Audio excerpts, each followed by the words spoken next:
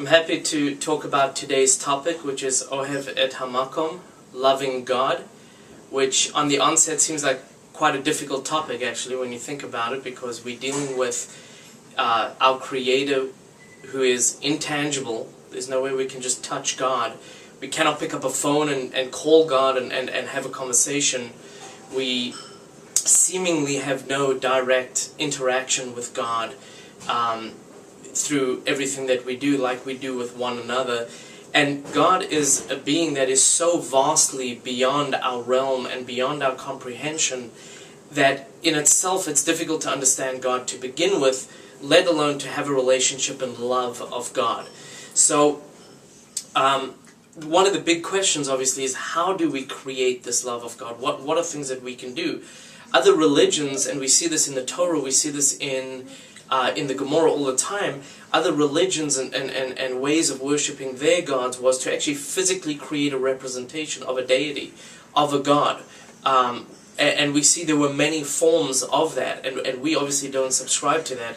We obviously know that there is no representation or replacement for God, that God is the only one that there is of such a being, and we need to create our relationship and our love with God. So Rabbi Dessler says that the more you give to something, the more you'll get out of it, the more you'll come to love whatever it is that you're giving to. And the classic example is a child, a small infant that's born, that has turned a woman's life upside down for 9 months, and all it really gives you is dirty diapers. It gives you sleepless nights, a lot of crying, a lot of whining. It ruins your entire routine, and yet the more you tend for this baby, the more you come to love this baby. And so we see this example of Rabbi Dessler's come to fruition in more than just a child.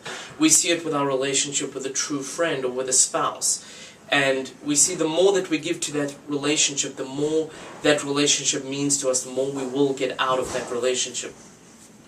The reward is really not in getting from that other individual. It's really from it's not the receiving, it's the giving to that other person or whomever you are. So one way that you could give to God is to do community service, as an example. But the intent behind your action needs to be a good and true intent. If you go out and you do every community service that you can purely for awards and recognition, that's not going to grow your love for God in any way. It's going to get you some plaques on the wall. It's not going to get you a relationship and a reward of the love of God that you're trying to create.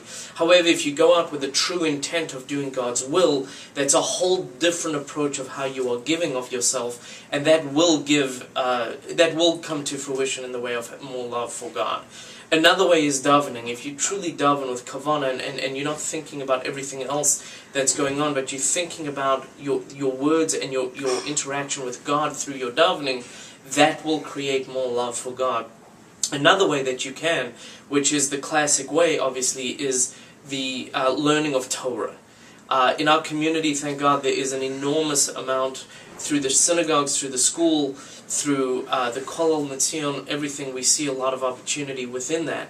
The more we give to our davening and the more we give to our learning, the more we learn about what we are supposed to do and the intent of how we're supposed to do things, which allows us to give back to God in that way.